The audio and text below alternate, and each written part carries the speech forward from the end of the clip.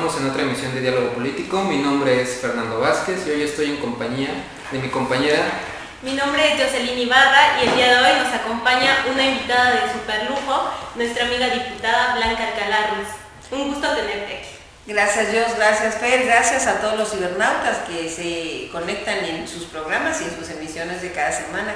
Desde aquí, por supuesto, también un abrazo a Ramón Soriano por esta iniciativa. ¿Cómo se encuentra el día de hoy, diputada?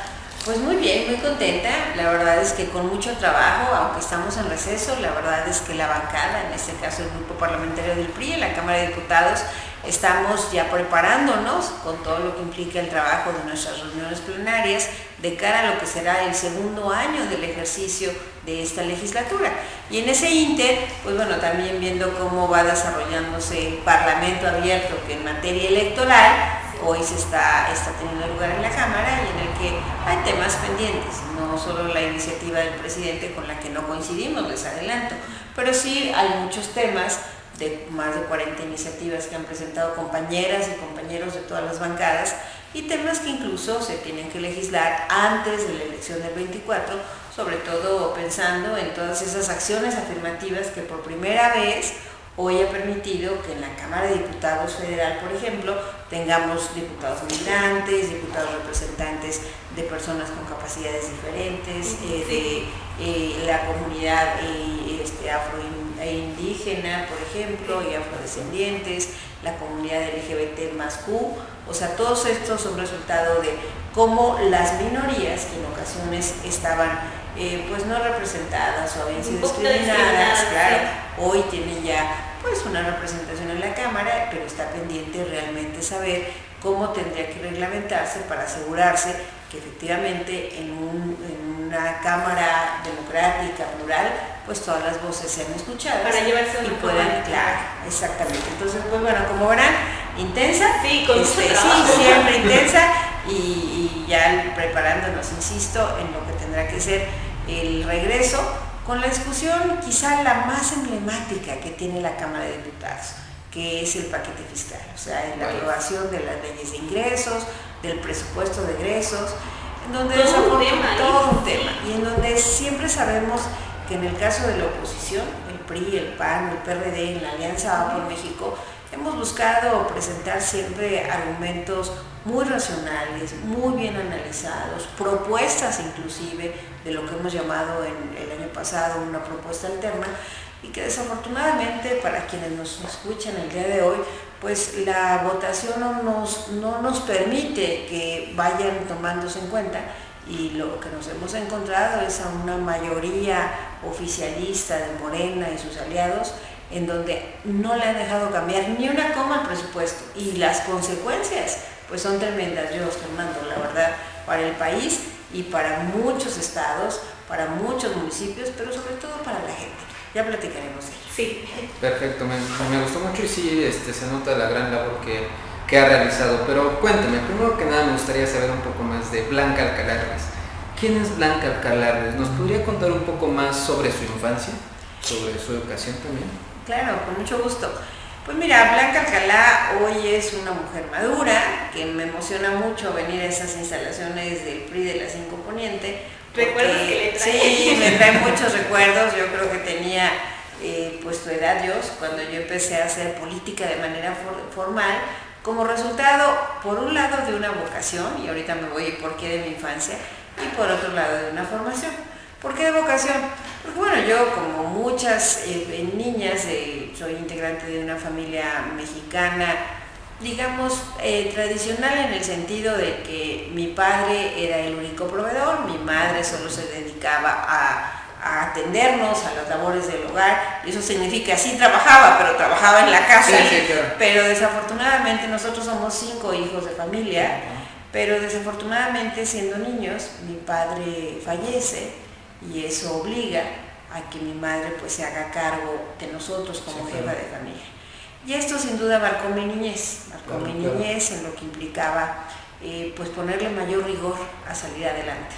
Soy la segunda de estos 5 hermanos, la segunda mujer, y eso me obligó a una responsabilidad que era desde atender a mis hermanos más chicos, 3 son menores que yo, a las cosas, a apoyar a mi mamá, desde las cosas más sencillas, como fue, por ejemplo, enseñar a mi hermana, la más chiquita, a leer, a escribir, a sumar, a multiplicar. A mi mamá, como ella se tuvo que salir a trabajar y pues a veces regresaba ya muy tarde, entonces recuerdo que aprendí a guisar, siendo niña, imagínate. Por eso cuando me casé me rebelé un poco. Pero bueno, ¿por qué? Pues porque efectivamente mi mamá, pues con 5 hijos, la carga no era sencilla. Y usted se volvió su segunda madre. Pues me volví un respaldo para mi madre, y además en una sociedad como la mexicana, en donde nos etiquetan que pues a lo mejor mis hermanos no tendrían la cama, pero a mí sí me tocaba, o hacer la comida, claro, pues eso obligaba a tener mayores responsabilidades. Y por otro lado, yo fui una niña a la que siempre le gustó estudiar. La verdad, siempre estuve en el cuadro de honor, siempre sacaba 10. Bueno, yo prácticamente me traumaba el día que no sacaba 10 de calificación, lloraba, ¿no? Sí, entonces, la dedicación sobre sí, entonces... Y entonces no fue una niña que hiciera travesuras, siempre fue muy disciplinada. Demasiado responsable. Con decirte que en mi juventud y adolescencia, pues la verdad nunca tuve oportunidad así como que irme a las fiestas de los 15 años o ir a la disco. Imagínense, sí, conocí una discoteca, hoy un antro, ¿para qué? No, en el lenguaje y nosotros a la discoteca, ¿no? Cuando me casé, yo me casé muy chica, por lo mismo de todo esto que les platico, pero ya había acabado la carrera, porque además mi madre sí nos sentenció a mi marido hoy, mi novio en aquella época, nos hicimos novios chiquillos. Mi madre dijo que a los 15 años, y pues yo al día siguiente que cumplí 15 le dije que tenía novio, pero bueno, mi mamá nos dijo que nosotros nunca pensáramos en matrimonio hasta que no termináramos la carrera, tuviéramos un trabajo, sí, claro, un lugar donde vivir y un trabajo y un coche. Sí, suena un poquito cruel, pero pues la verdad ¿sabes qué? Sí, pero fueron bases súper sólidas, sí, como este tema de que nunca me fui ni a una fiesta de 15 años. Obviamente pues yo me cortaba las venas y lloraba porque pues, todas mis compañeras de la secundaria o de la prepa cumplían años y yo no podía ir a ninguna. Pero la verdad es que con el paso de los años y cuando también pues ya yo me convertí en mamá, entendí que bueno, cómo me iba a llevar a mí o a mis hermanos de mi mamá a alguna fiesta, y luego quién nos regresaba. Ella no manejaba, decidió vender el coche que mi padre había dejado porque nunca aprendió a manejar. O sea, fue todavía una generación, aunque ella terminó hasta la prepa, pues no tenía una carrera, que todavía los roles tradicionales eran muy conservados, sí, y eso marcaba la vida de las familias. Tan las marcaba que de mis 5 hermanos, los 3 primeros que nos llevamos un año, pues mi madre decidió cuál era el rol que íbamos a jugar. Entonces mi hermano el mayor iba a ir a la universidad. Ella quería que fuera doctor, es arquitecto, por cierto. Sí. En mi caso, cuando acabé la secundaria, mi madre me notificó, literal, lo platicó con sus hermanos, con mis tíos, que bueno, que yo iba a estudiar una carrera corta. Entonces decidió que iba a estudiar para secretaria. Imagínense lo que para mí representó. Pues obviamente me rebelé, literal, fue cuando empecé a tener esta rebeldía por salir adelante, digamos, y le dije que sí, que iba a ser secretaria, pero de Estado. Y se lo cumplí.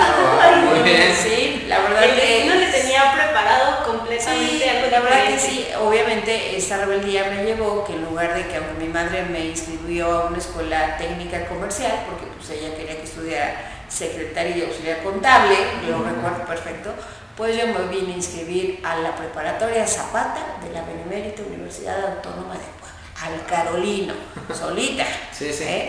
Entonces, pues mi mamá, o sea, cuando le dije que no, que literal yo quería estudiar una carrera universitaria y que me diera chance a inscribirme en la prepa, pero cuando le dije que inscribirme a la prepa es porque ya había pasado hasta el examen de admisión de la prepa Zapata. Sí, nosotros vivimos, también, sí, nosotros vivimos en San Manuel, ahí está la casa de mi madre hasta la fecha, pero pues nos quedaba cerca a la Benito Juárez, pero dije no, a la Benito Juárez no, porque tenía no tan buena fama, por cierto. Entonces pues ya vine al Carolino, ahí me inscribí, seguí sacando muy buenas notas, Fernando, y recuerdo que cuando yo empecé a ver la carrera que quería estudiar, pues yo quería irme a la mejor universidad que existía en ese momento. La UAP hoy es una gran universidad, pero tuvo sus bajas, ¿no? Sí, claro. Y pues en esa época estaba como la mejor ranqueada la Universidad de las Américas, universidad privada, por cierto. Entonces, pues bueno, cuando mi madre me preguntó que qué iba a estudiar, porque pues ya había estudiado la prepa, ya no podía regresar a estudiar para técnico contable, yo le dije que relaciones internacionales, ¿no? Entonces imagínense, mi mamá dijo, esta hija mía está soñando, ¿no? Entonces me dijo, imposible, yo no te puedo pagar la carrera. Yo le dije, no te estoy pidiendo que me la pagues, solo te estoy pidiendo que me des oportunidad de que yo haga el esfuerzo para poder ir a estudiar en la universidad la carrera que me gusta, ¿no? Que es Relaciones Internacionales.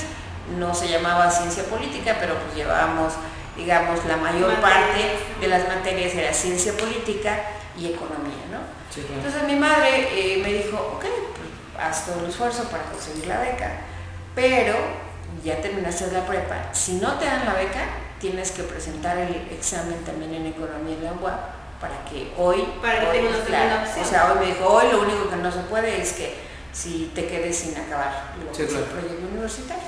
Y efectivamente lo presenté en las dos universidades, logré que afortunadamente en esa época mis propios profesores en la preparatoria me decían, imposible Blanca, no te van a dar una beca, o sea, privilegian a los colegios particulares, etcétera. Pues yo dije, pues lo tengo que conseguir. Sí, claro. Y pues bueno, sí, afortunadamente logré que me becaran. Hay una historia larga que no me quiero extender en todo lo que implicó ese tema de la beca. Yo entré a la universidad a los 16 años de edad. Wow. Y terminé la carrera antes de cumplir 20. Entonces, pues recuerdo que cuando me entrevistó el titular del área de becas, primero me dijo, fui con mi hermano el que me sigue, y me dijo, oigan chicos, ¿qué hacen por acá? Le llamó la atención. Y yo dije, vengo a pedir informes para entrar a la universidad, ¿no? Y para tener una beca. Y me dijo, cuando acabes la prepa puedes venir, ¿no? O sea, él pensando que pues me faltaba todavía por lo menos un par de años, ¿no? Sí, claro. Dije, no, es que yo ya acabé la prepa, quiero entrar a la universidad si me veía más chica. Y estaba chica, además de que me veía más chica, pues estaba chica, ¿no? Entonces le llamó la atención y la verdad es que, bueno, ya me dio los informes, el rollo.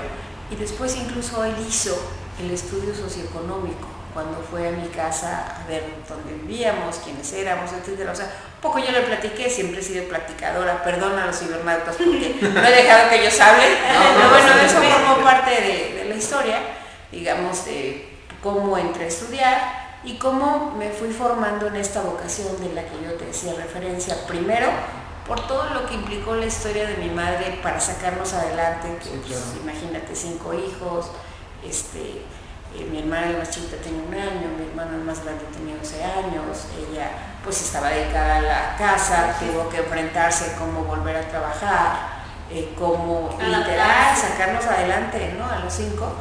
Y ella entró a una oficina pública que estaba relacionada con los temas del campo, entonces pues nos interiorizaba mucho de lo que hacía en el trabajo con las mujeres del campo, con los campesinos, etcétera, que había sido un poco la profesión de mi padre. Okay. Él era ingeniero agrónomo, ¿no? Okay. Entonces, pues bueno, eso por vocación me permitió hacerlo. Sí, claro. Y después por formación, pues decidí estudiar Relaciones Internacionales. Sí, claro, una historia bastante interesante. Yo creo que es una mujer demasiado inteligente y sobre todo sí, que tiene pues unas convicciones muy altas, ¿sí? de tener siempre claro lo que usted quiere hacer. Es demasiado interesante y creo que es algo inspirador para muchas mujeres, muchos jóvenes incluso que de verdad quieren dedicarse a esto de la política. Bueno, mira, cuando se quiere, se puede. Se puede. Ya lo vimos, ha demostrado de verdad que si le ponen un alto usted, lo pasa. Pues sí, así es. Dicen que los límites los ponemos nosotros, pero así creo que para usted no hay límites. Pues bueno, yo creo que hay que tener claro qué quiere uno hacer en la vida y cómo se esmera para lograrlo, ¿no? Sí, eso es cierto. Bueno, también me gustaría continuar sabiendo un poquito más sobre su educación, pasando un poco a los temas políticos. Me gustaría saber qué fue lo que la motivó para involucrarse en el mundo de la política, todo esto. Pues mira, esto que les he contado, de repente esta necesidad de cómo las familias pues luchan por salir adelante y que pudieran encontrar también quien les respaldara, quien pudiera impulsar cosas. En esta etapa, cuando yo después fui a la universidad, pues la mayoría de mis compañeros eran compañeros de buenas escuelas, de buenas familias, con ingresos más altos que lo que era mi posición. En mi casa nunca nos faltó nada, pero nunca nos sobró nada. Sí, claro. Entonces, pues imagínate, mientras ellos llegaban a la universidad en un auto, pues yo tenía que tomar el camión público. O a veces me paraba en la esquina de la recta para que me dieran ride, ¿no? Entonces todo eso pues me hacía evaluar el contexto.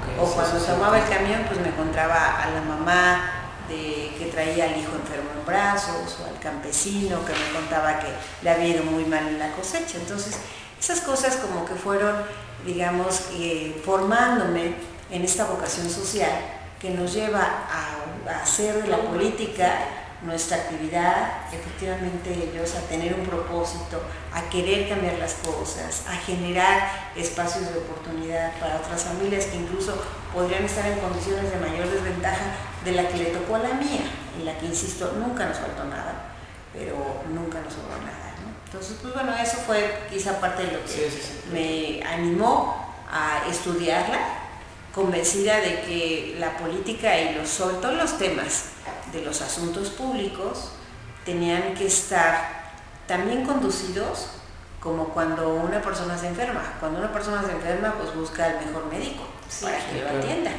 Para mí eso era lo que significaba la vida pública.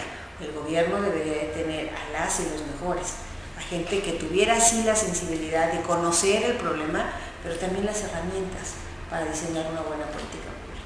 Bueno, así es como terminé la universidad, también con muy altos promedios. En ese momento, cuando concluí, tenía 3 oportunidades, 3 cosas me presentó la vida. Una era irme a trabajar al Banco Mundial, o así que yo quería, pues sí, de hacerlo. 2, estudiar la maestría, que era pues mi anhelo, en el Colegio de México, y presenté también el examen y lo pasé afortunadamente, con sendas cartas de recomendación del rector, el decano, etc. Y la tercera, Eduardo, mi esposo, el padre de mis hijos, pues habíamos sido novios desde chavitos, ¿no? Entonces, para Eduardo, y con todas las restricciones que ya les conté que mi mamá era dura, entonces pues Eduardo quería casarse. Y yo, pues así como que decía, híjole, no sé. Pero bueno, irme a trabajar fuera del país era todo un reto. Era la primera que acababa la carrera, de los 5. Era complicado. Lo mismo irme a estudiar la maestría, o sea, no era lo mismo que aquí tenía la beca, vivía en la casa de mi madre, a irme a México, quien me mantenía, era más complejo, ¿no? Sí, claro. La beca CONACYT en esa época pues me cubría quizá la posibilidad de alguna parte, pero no el resto, ¿no? Y eso me llevó a tomar la tercera alternativa. O sea, recuerdo que el vicerrector de entonces me dijo, o de perdida quédate a dar clases en la universidad, en la propia aula. Fui de las primeras exalumnas que dio clases. Y pues bueno, me quedé a dar clases en la universidad, me casé y empecé a hacer política en el partido, en ese edificio, justo en la sala de abajo, donde eran las oficinas de la mujer, la famosa Agrupación Nacional Femenil Revolucionaria. Entonces, a combinar mi parte académica con la parte pública. Recuerdo que los directivos de la UDLA en aquella época me ofrecieron ser catedrática de tiempo completo y yo les dije que no. Y se desconcertaron, estaba chavita, acababa de salir, a nadie se lo ofrecían. Entonces cuando me dijeron, a ver, no entiendo, o sea, no es una oportunidad que la ofertemos tan fácilmente, ¿no? Generalmente tenías que terminar la maestría y me ofertaban el que estudiara la maestría y demás. La verdad es que le dije que no. Le dije que no por una razón, por esto de la vocación. La UDLA para mí siempre fue como un palacio de cristal, todo era perfecto, se estudiaba padrísimo, ibas a la biblioteca, solo te dedicabas a eso, o sea, ¿qué más podías pedir? Pero cuando yo me atravesaba a la recta a tomar el camión, veía todo diferente. Y estas historias de las que les cuento, pues eran distintas. Y usted quería hacer un cambio. Exacto, yo les dije, ¿qué caso tiene conocer y prepararte si al final todo se va a quedar aquí? Entonces sí, acepté ser maestra de tiempo parcial y empecé a involucrarme en los temas públicos, y así me involucré en el partido y así empecé a hacer carrera en la vida pública. He tenido desde el más modesto cargo de jefa de departamento hasta ser secretaria de Estado, y en el partido pues he tenido desde una cartera muy sencillita en el comité directivo estatal hasta ser presidenta del comité municipal o secretaria general del comité estatal o secretaria del comité ejecutivo nacional. Sí, y en los cargos de elección popular pues igual, presidenta municipal, diputada local, diputada federal, senadora de la República. En la administración pública pues delegada federal, embajadora de México en Colombia. La verdad es que la vida ha sido generosa y me ha permitido combinar esta triada para mí, que por un lado está siempre la formación académica, o sea, prepararse. Sí. Segundo, la parte de la administración pública buscando entregar resultados con excelencia. Y tercero, la parte política, que nos da digamos, reflejo de qué pasa en nuestro entorno, ¿no? Sí, claro. Y bueno, usted ya nos ha mencionado que es una persona muy platicadora y que con todo el mundo quiere hablar, pero la primera vez que se paró en frente de un grupo de personas, ¿no le dieron así como nervios o no se puso, no sé, nerviosa o cosas así? ¿Cómo fue esa experiencia de hablar frente a un grupo grande, porque ya sabemos que dio clase? Pues bueno, así como que platicadora no, que tampoco creas. He sido, digamos que en ciertos aspectos incluso reservada. O sea, no era la más alegre del grupo, al contrario, un poco medio más nerd, o sea, más reservada, ¿no? Pero bueno, no, creo que sí esta pasión por la política, más la formación con la política, te da herramientas muy sólidas. Amén de que ya que ustedes quieren hurgar en esta parte de la vida privada, por ejemplo, en la escuela, en la primaria, en la secundaria, en la prepa incluso, siempre participé en los concursos de declamación, de oratoria, de teatro. Mi mamá, que le gusta declamar, mi madre todavía tengo la fortuna de que viva, me enseñó a declamar. Y me ponía enfrente de un espejo. Y si me equivocaba, madre de Dios, me daba unas regañizas. Y creo que todas esas fueron también técnicas que ayudaron a tener dominio en el público, a saber cómo entonas la voz, en fin. Y digamos que no hay recetas mágicas, pero sí son temas que sin duda ayudan en la formación. Oh, muy bien. ¿Nos podría contar alguna experiencia que haya tenido en estos concursos de oratoria? Pues bueno, quizá la última fue muy curiosa. Cuando estudiaba justo en la prepa de la Emiliano Zapata, se abrió el concurso de teatro, ¿no? De teatro preparatoriano. Entonces, pues bueno, con mis compañeros nos organizamos en nuestra obra de teatro, se llamaba Dios, Batidillo y la Mujer. Y lo que narraba era justamente pues el derrocamiento, la vida y el derrocamiento del dictador Trujillo, ¿no? De las islas del Caribe, en este caso República Dominicana.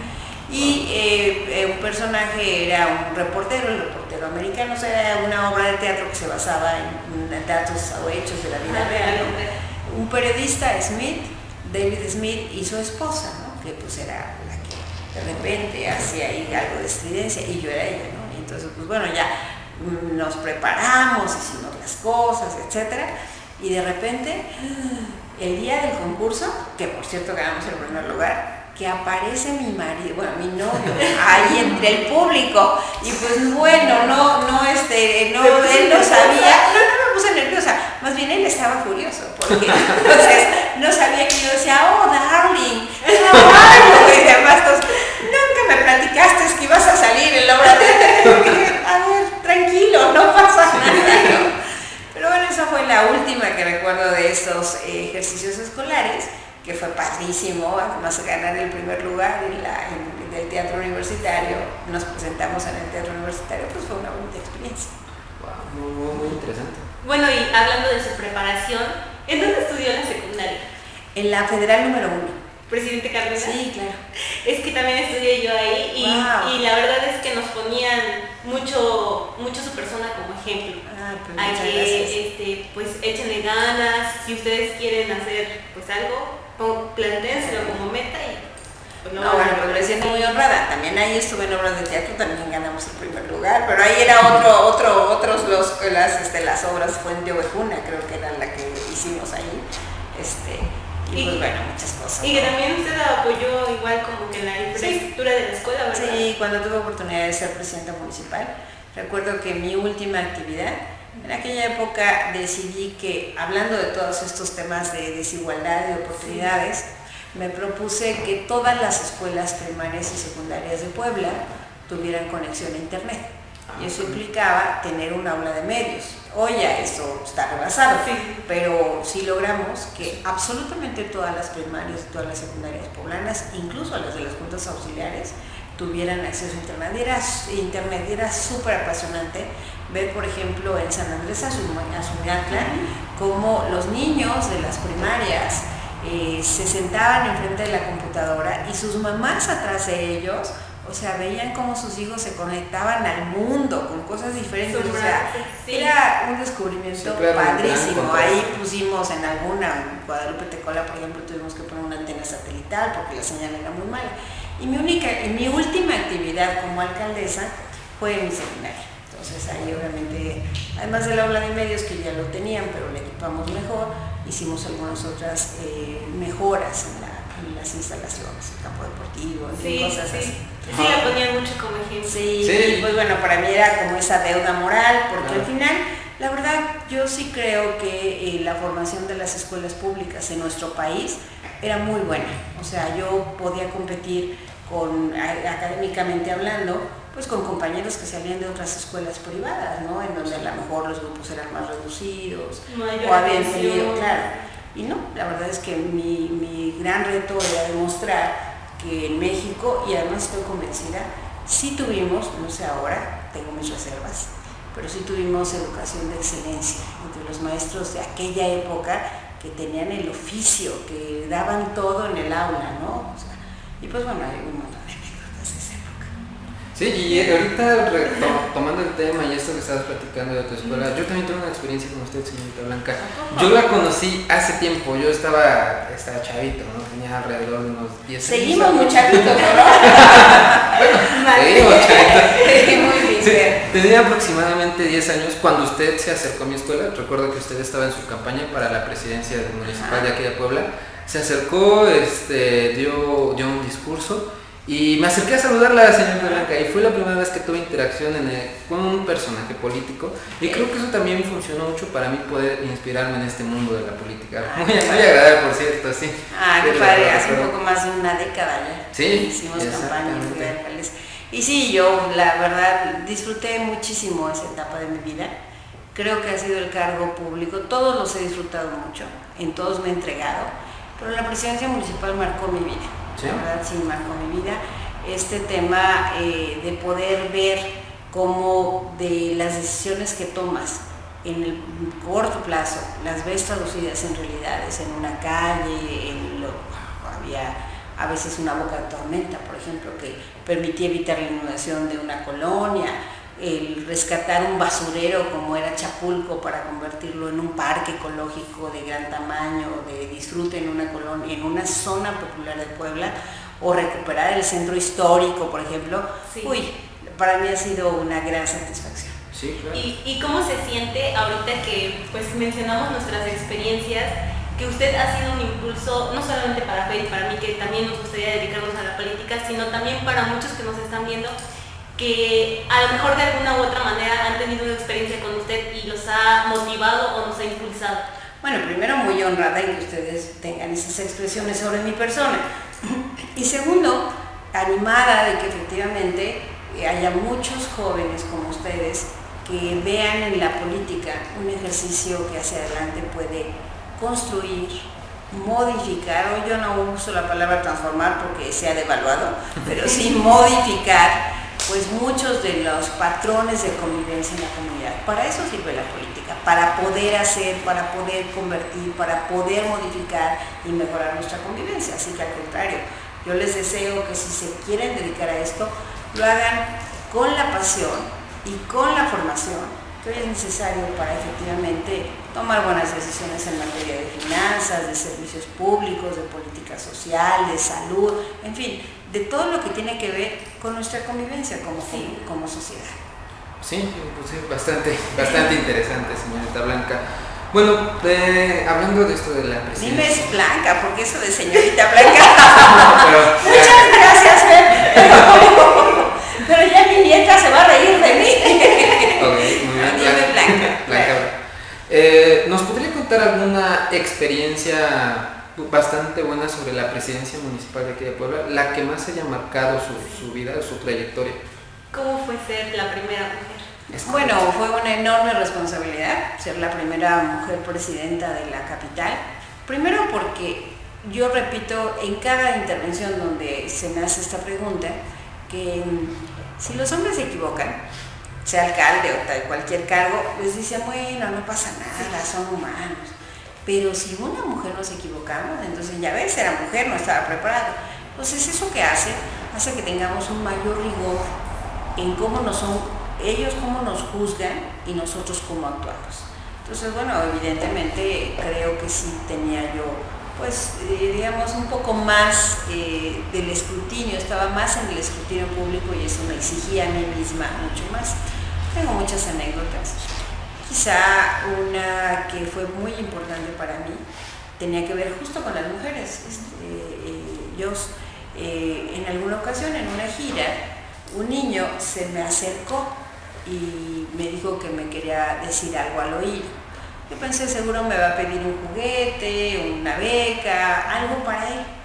Y resulta que cuando me dijo qué era lo que me estaba pidiendo, me dijo que quería una placa de dientes, o sea, una dentadura postiza para su mamá. Entonces yo le pregunté que por qué quería eso, ¿no? Y me dijo, porque mi mamá no tiene dientes y mi papá se burla de ella. En el fondo, la verdad de lo que me estaba transmitiendo es que en ese hogar había un problema de violencia. Un problema de violencia que además se traducía en esto que es más común de lo que ustedes se puedan imaginar, la pérdida de piezas dentales entre las mujeres. ¿Por qué? Pues por los embarazos, se descalcifican y se pierden. ¿Por qué? Porque las mujeres son las últimas en atenderse. Ni una muela, prefieren a los hijos, los papás, el esposo, y si bien les va a ellas. Entonces esto es mucho más frecuente de lo que ustedes imaginan.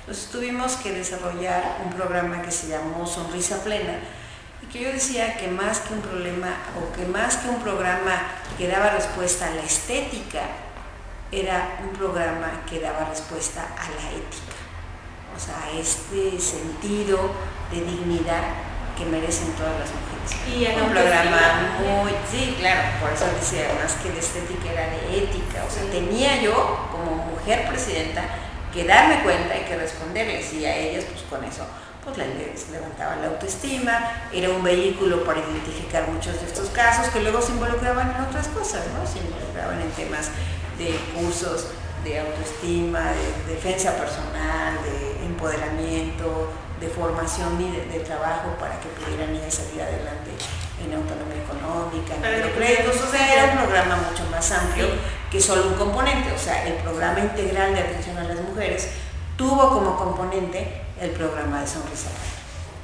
Oh, wow, sí, bastante interesante. ¿Tienes alguna otra pregunta? Sí, si pudiera usted cambiar algo, ¿qué sería?